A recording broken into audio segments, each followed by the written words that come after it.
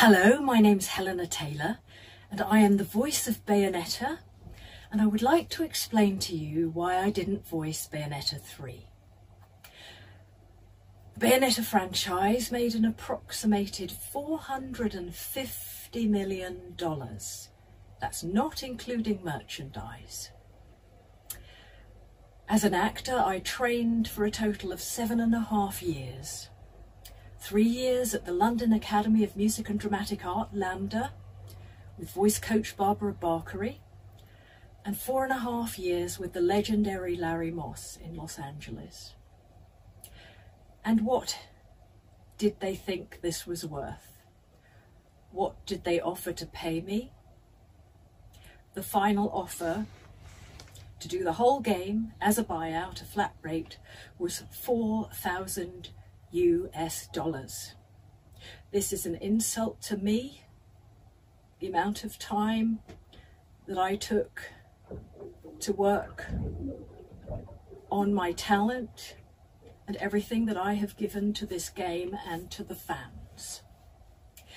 I am asking the fans to boycott this game and instead spend the money that you would have spent on this game donating it to charity.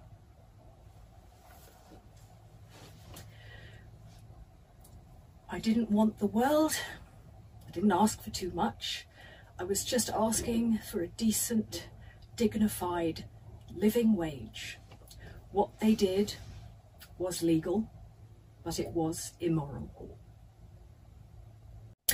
Now, those of you who follow me on Twitter know that I'm more of a lover than a fighter, and sometimes think I'm not very much like Bayonetta at all, but I guess I am a little bit more like Bayonetta than I thought.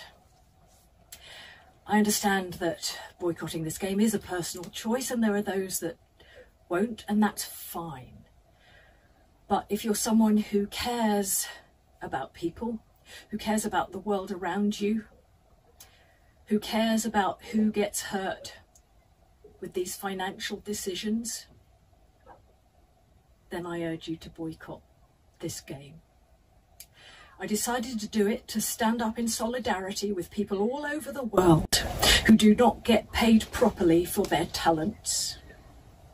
Fat cats cream off the top and leave us the rotten crumbs. You know, in England right now, there are nurses going to food banks to feed their children. This is not right. This is not acceptable. It impacts mental health. Because of it, I suffered from depression and anxiety. I worried that I was going to be on the streets. That terrified me so much that once I was suicidal.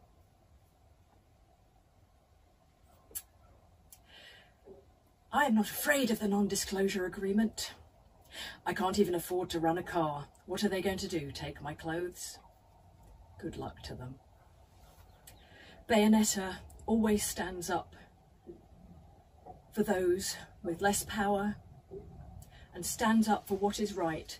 And in doing this, you stand with her. For those of you who are interested, I'd like to go into a little more detail about the back and forth. The first thing was I was required to audition again, because sometimes voices change with time. So I auditioned for the role and obviously passed with flying colours. They then sent me an insulting offer. So I thought, you know what? I'm going to write to Hideki Kamiya. I'm going to write to him and ask him for what I'm worth. So I got a friend who has been in business in Japan to write in Japanese to him. I know he read it because I got a reply. I got a reply saying that he values greatly my contribution to the game and that the fans really want me to voice it over, and the memory of first meeting me as Bayonetta is a memory I hold dear. So I thought, great, thank God. That was when they offered me $4,000 US. Do you know, Platinum had the cheek to say that I was busy, that they couldn't make it work with Miss Taylor's schedule. well, I had nothing but time. They now have a new girl voicing her over. And I love actors. I wish her all the joy in the world. I wish her all the jobs, but she has no right to say she is the voice of Bayonetta. I created that voice. She has no right to sign merchandise as Bayonetta, any more than I have the right to sign as Eva Green, even though I was her parrot on the video game The Golden Compass. That portrayal is hers and hers alone. So, to Kamiya, the presidents of Nintendo, and all other fat cats around the world, I would like to quote to you from the greatest moral teacher who ever lived, Jesus Christ, from his parable of Lazarus and the rich man. Lazarus was a poor beggar with sores all over his body, and he lived outside the house of a rich man who banqueted and feasted every day and wore purple. Lazarus even hoped for even a scrap off the rich man's table, which he never gave Lazarus. Only the dogs pitied him and licked his sores. Lazarus died, and the angels took him straight up to heaven, to the bosom of Abraham. Meanwhile, the rich man went to hell and suffered torment, and in his torment he cried out to Abraham, "Abraham, please save me, take me up to heaven."